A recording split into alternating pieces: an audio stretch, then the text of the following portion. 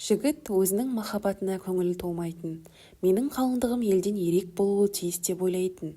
Бірақ қызы етті, жеңді, сұлу деуге тіпті де келмейді. Сол жақ бетінде үлкен меңі бар. Қыз алыстағы қалада оқитын, енді қайтып келмекші. Жігіт қыздың алдынан шығу үшін бекетке барды. Қазір ол екеуі бозбала, балғын қыз дейтін жастан асып кеткен. 7 жылдық махаббатымызды аяқтаймыз ба қайтеміз деп ойлады жігіт жол-жөнекей. Егер солай істесем, оған қалай білдіремін? Жігіт шағын бір компания ашып алған болатын. Айналасында оны еліктірер нәрселер өте көп еді. Ол тұп-тура бір күн күтті. Бірақ қыздың қарасы әлі көрінбейді. Жігіт қызға телефон шалып алдыра алмады. Тағы шалып көрді, тағы алдыра алмады. Абыржыған жігіт бекет кеңсесіне барып сұрастырды. Біреу оған жолда қатты нөсер жауғандықтан бір автобус аударылып, жол шетіндегі сайға құлап кетіп еді, деді. 3 адам сол жерде қаза тауып, 22 адам жараланыпты. Жігіт басына қатты соққы тигендей теңселіп кетті. Жол апатына ұшыраған көлік дәл қалыңдығы оқып жатқан қаладан шыққан екен. Мұны естіп ол жығылып түсе жаздады. Миында бомба жарылғандай күй кешті. Жігіт такси жалдап неше жүз шақырым шалғайдағы ауруханаға барып қызды іздеді. Шұғыл құтқару бөлмелері мен емхана үйлерін түк қалдырмай қарап шықты. Басын дәкімен ораған жаралыларды да бірден тәлпіштеп көрді. Бірақ қызы таба алмады. Қыз о дүниелік болған екен деп ойлаған жігіт есінен танып қалды. Жігіт есі кіресілі шығасылы болып талып жатыр. Кенет оның есіне қыздың ақ көңіл, адал ниеттілігі түсе кетті. Өзі қызды жанында жақсы көретіндігін сезгендей болды.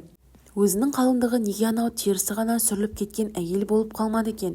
Неге анау екі аяғын дөңгелек езіп кеткен әйел болып қалмады екен? Неге анау беті күйіп қалған әйел болып қалмады екен? Тіпті анау миы зақымдалып сал болып қалу мүмкіндігі бар әйел болып қалса да мейлі-ау деп ойлады ол. Мейлі, қандай күйге түсіп қалса да бәрібір оған үйленетін едім деп ойлады.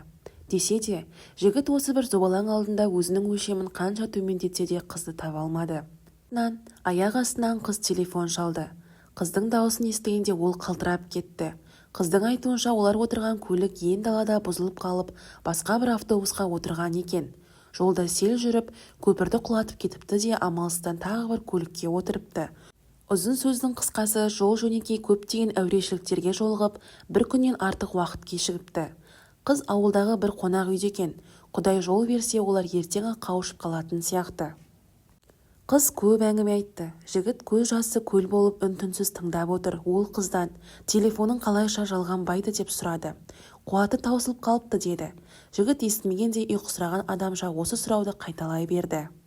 Жігіт ауылдағы қонақ үйден қызды алып қайтты. Жігіт қызға көлік апатының жайын айтқан жоқ. Жігіт қыздың бетіндегі үлкен меңге қарап келеді. Аса әдемі екен. Жігіт өзін үлкен бір пәледен аман қалғандай сезінді. Ол екеуі үйленіп алды. Қазір жігіт өзін ерекше бақытты сезінеді. Ол келіншегі елден асқан сұлу болмағанмен, дүниедегі өзіне лайық бірден-бір әйел екенін байқады. Бәлкім меңі де сонда қамтылып жатқан болар.